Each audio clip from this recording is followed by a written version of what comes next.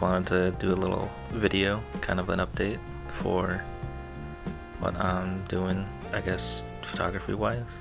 So I found this camera in my garage. It's a Brownie Hawkeye. It's made by Kodak, and it's kind of a toy camera.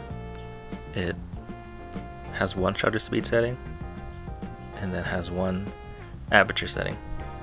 And then the only real control you have of it is what kind of film you put in it. It also has a bulb setting on the side. You can flip up the little tab, and then you can hold down the shutter for as long as you want. There is no tripod mount on the bottom, so making sure that bulb mode stays steady would be quite a challenge.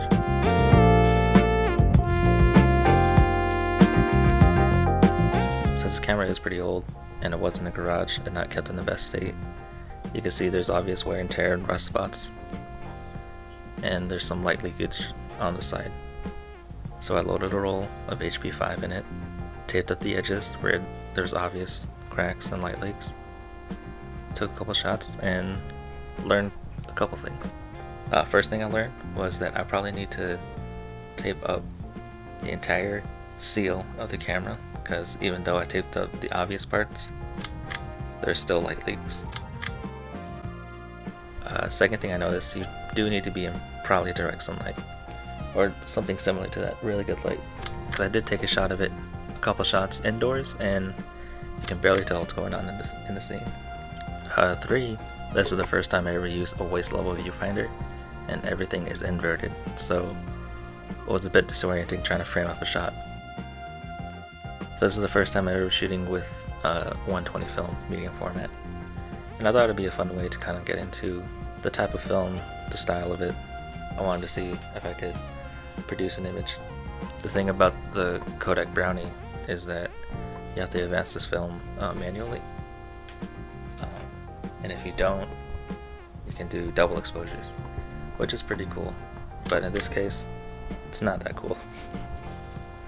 But I think with that information I'm going to try maybe to mess around with double exposures a bit. This is the first shot I got. It's in an orchard.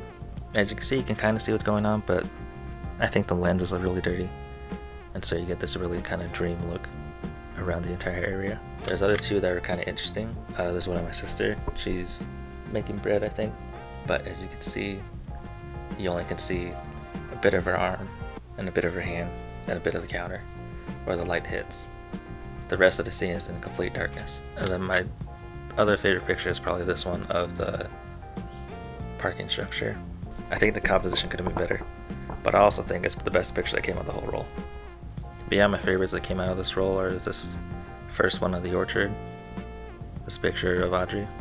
Even though the exposure's not right, I feel like the image has this sort of mystery to it, and I kind of like how the light hits her shirt, making that kind of like the focal point of the subject, and then kind of let your eye move around the rest of the picture. I do wish the scans came out better though. Maybe it's the dust that got on the film, who knows. But yeah, I think the next thing we're gonna do is definitely tape up the entire camera. Maybe figure out how to do double exposures in an interesting way. I just wanted to make a short video kind of explaining this little adventure process. But cool. Maybe I'll do another one later with the portrait stuff, or just photography stuff. But thank you, and have a good day.